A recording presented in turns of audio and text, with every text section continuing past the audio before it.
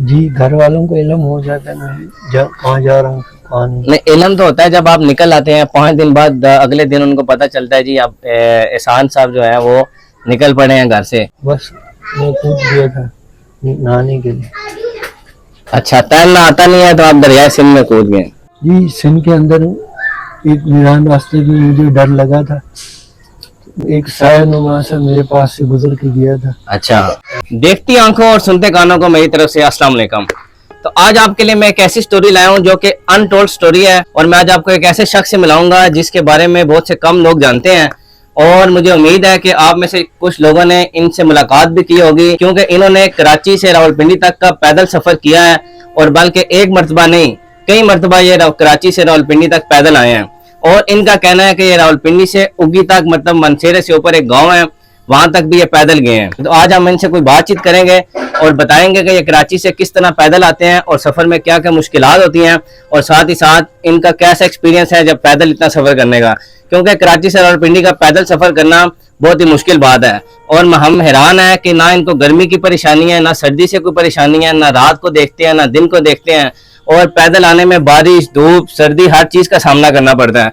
और इस सब को ये कैसे फेस करते हैं, ये बहुत ही एक अनटोल्ड सी स्टोरी है जो आज मैं बताने जा रहा हूँ। तो आज हमारे साथ मौजूद है जनाब एहसान इलाही साहब। अस्सलाम वालेकुम। वालेकुम सलाम। क्या हाल है आपका, ठीक है? जी ठीक है। तो मुझे पता चला आप कराची से रावलपिंडी तक का पैदल सफर करते हैं, जी तो ऐसा क्यों है कि आप पैदल आते हैं? आप कोई कन्वेंस क्यों नहीं इस्तेमाल करते?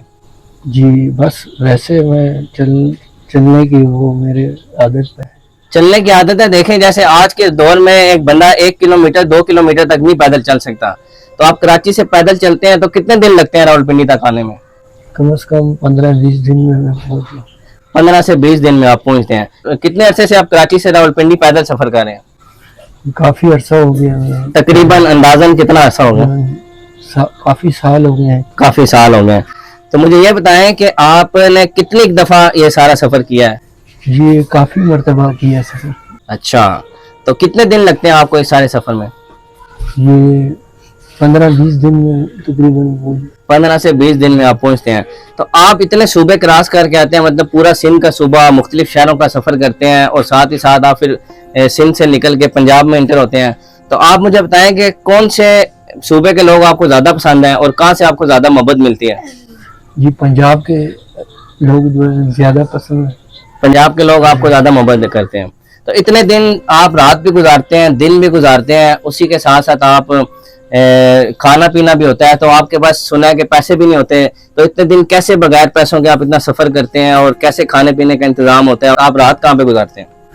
जी खाने का तो रास्ते में कुछ ना कुछ मिल ही जाता है, मतलब हर जगह पर आपको दिन को रात को सुबह को खाने को मिल जाता है। जी। तो लोग पैसे नहीं डिमांड करते कि नाश्ता आपने किया या खाना दिन का खाया? पंजाब के अंदर जो है उधर मुझे घर में भी लेके गए थे, उन्होंने अपना नाश्ता कराया, खाना पीना सब कुछ।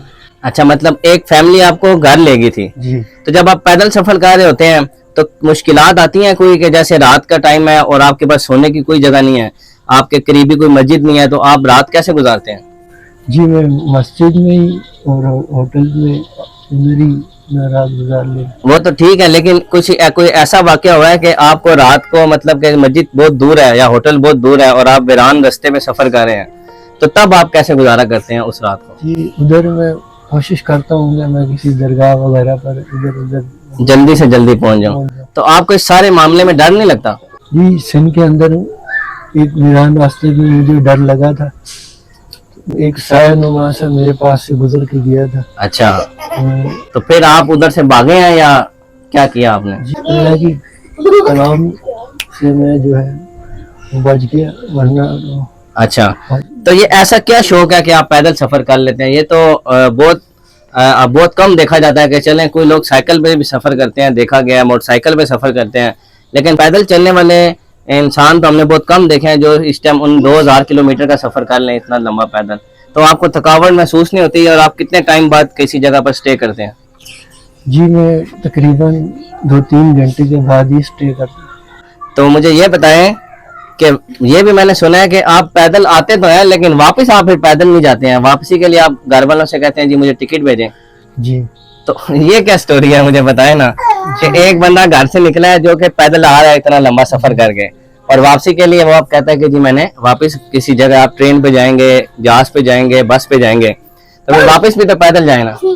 जी बस वैसे वो भेज देते हैं, कहते हैं कि अभी मतलब ये अभी आए हैं पैदल। अच्छा, तो आप वापसी में रात किसी उसमें जाए। जी तो इस सब के पीछे राज क्या है कि आप इतना पैदल चलते हैं? देखें, हर चीज के पीछे कोई ना कोई लॉजिक होती है, कोई राज होता है कि यार मैं इस वजह से ये काम करता हूँ।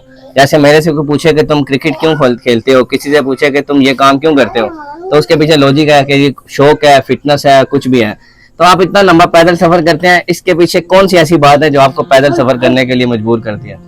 बस जी ये एक हिडन स्किल नहीं है कि आप इतना पैदल चल रहे हैं और थक नहीं रहे हैं, या थकावट होती है इतना सफर करके? जी पैदल चलना भी ज्यादा जरूरी है इंसान के लिए। तो पैदल चलना तो जरूरी है। देखें 2 किलोमीटर मैं भी पैदल चल सकता हूँ, मेरी टीम में पैदल चलना चाहिए, लेकिन अब इसका ये मतलब तो नहीं है हम पैदल निकल जाएं। आप मुझे बताएं कि आप इस सब में घर क्यों नहीं बता के आते हैं? घर वाले इतना परेशान होते हैं। मुझे आपकी स्टोरी पता चली है तो आज मैं आपके पास आया हूँ, और ये लोगों को भी बता रहा हूँ कि ऐसे भी बंदे मौजूद हैं कि जो इतना लंबा पैदल सफर कर लेते हैं। मुझे इस बात का जवाब दें कि आप घर क्यों नहीं बता के आते हैं? जी घर वालों को इल्म हो जाता है मैं कहाँ जा रहा हूँ, कहाँ नहीं। नहीं, इल्म तो होता है जब आप निकल आते हैं, 5 दिन बाद अगले दिन उनको पता चलता है जी आप एहसान साहब जो है वो निकल पड़े हैं घर से, ठीक है, तो आपके पास मोबाइल भी नहीं होता कोई, तो आपसे राब्ता भी नहीं होता, तो घर वालों के लिए उस परेशानी है ना। ये नेक्स्ट टाइम आपने एहतियात करनी है जी, ठीक है। जी हम आपका कराची आके इंटरव्यू करेंगे, लेकिन आपने एहतियात करनी है कि आपने घर बताए बगैर नहीं आना, जी ठीक है? पक्की बात है? जी ऑडियंस अब आपको देख रही है, जी। ठीक है। कोई अब मुझे ऐसा वाकया बताएं जो आपको इतने सारे सफर में बहुत यादगार वाकया है, कि कोई ऐसा बंदा मिला हो या कोई ऐसा वाकया जो आप लोगों को बताना चाहते हैं, आपने इतना पैदल सफर किया है। जी एक बार मैं पैदल आ रहा था तो ये दरिया सिंह के अंदर मैंने नहर थी, उसके अंदर छलांग लगा ली थी, तो उधर मेरे को तरना नहीं आ रहा था, तो मैं डूबते डूबते अल्लाह ने मुझे बचाया। तो आपने क्यों छलांग लगाई थी? बस मैं कूद गया था नहाने के लिए। अच्छा, तैरना आता नहीं है तो आप दरिया सिंध में कूद गए। तो फिर इसी के बाद हुकूमत को ब्लेम किया जाता है कि जी एक शख्स नहर में डूब गया और उसको बर वक्त कार्रवाई करके नहीं बचाया गया। ठीक है, तो ये चीज अच्छी नहीं है। तो उस टाइम आपको बचाया किसने था? जी उधर तारू थे। अच्छा, उधर के तैराक जो थे उन्होंने आपको बचा लिया था।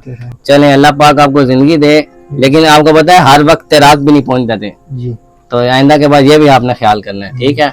आप देखें कि बहुत से लोग हैं जो इस तरह घर से भाग के निकल पड़ते हैं, तो उन लोगों को कोई मैसेज दें कि जब घर से भागते हैं तो क्या क्या मुश्किलात का सामना करना पड़ता है?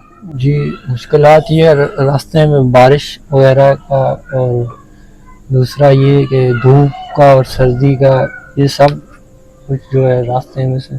अच्छा, नहीं, मुझे ये बताएं कि देखें एक टाइम आपको बहुत भूख लगी है, और देखें इतने बड़े सफर में हर जगह पर होटल भी नहीं होता, आपको प्यास लगी है, तो उस मुश्किल के बारे में बताएं कि आपको पानी की प्यास लगी है और आपको 1 घंटा 2 घंटा मजीद सफर करना है, तो ये चीज अच्छी तो नहीं है कि आप घर से भाग जाएं कोई भी बंदा। तो लोगों को क्या पैगाम देंगे, घर से भागना चाहिए या नहीं भागना चाहिए? जी घर से तो नहीं भागना चाहिए, तो कुछ ना कुछ अपना वो करके अपना कुछ ना कुछ बंदा बस करके आए। तो आज अब आप इतने लोगों के सामने बता रहे हैं कि घर से नहीं भागना चाहिए, तो नेक्स्ट टाइम आपने कराची से पिंडी पैदल नहीं आना, हम आपके पास कराची आएंगे। और अगर आपने पिंडी आना हुआ तो आप जरूर आए, लेकिन कोई कन्वेंस पे आए, ट्रेन पे आए, जहाज पे आए, आपके हम मेहमान नवाजी भी करेंगे, आपका ख्याल भी रखेंगे, लेकिन पैदल आपने नहीं आना। अब लोग आपको जानते हैं जी, तो जब लोग आपको देखेंगे वो फिर आपको रास्ते में भी रोक के पूछेंगे आप फिर तुम पैदल निकल आए हो, तो ये आपने अब लोगों के सामने कह दिया, ठीक है। तो आइंदा के बाद ये हरकत नहीं करनी। तो आपने इनकी स्टोरी सुनी है कि देखें ये इतना सफर भी कर लेते हैं, इनको खाना पीने का भी इंतजाम हो जाता है, रात की रिहाइश का भी इंतजाम हो जाता है, और पाकिस्तान के लोग इससे ये साबित होता है कि बहुत अच्छे लोग भी मौजूद हैं जो ऐसे लोगों का ख्याल भी करते हैं कि वो इतना लंबा सफर करके आ रहे हैं बगैर पैसों के, तो इनको हर चीज मुयसर हो रही है, खाने का भी इंतजाम हो रहा है, रहने का भी इंतजाम हो रहा है। लेकिन ये एक ऐसी स्टोरी है जो सुन के अट्रैक्ट किया, तो मैं आज इनके पास आ गया हूँ इनसे ये स्टोरी सुनने कि ये कैसे ये सारा सफर करते हैं। आप में से भी चंद लोगों ने इनको जरूर देखा होगा, और ऑडियंस में से किसी भी बंदे ने अगर इनसे मुलाकात किया है या इतने लंबे सफर में इनको देखा है, तो आपने हमें कमेंट सेक्शन में जरूर बताना है। उम्मीद करता हूँ आपको ये स्टोरी बहुत पसंद आई होगी। अपनी राय का इजहार कमेंट सेक्शन में जरूर कीजिएगा। तो देखती आंखों और सुनते कानों, मुझे दुआ में याद रखेगा। अल्लाह हाफिज। ठीक है जी।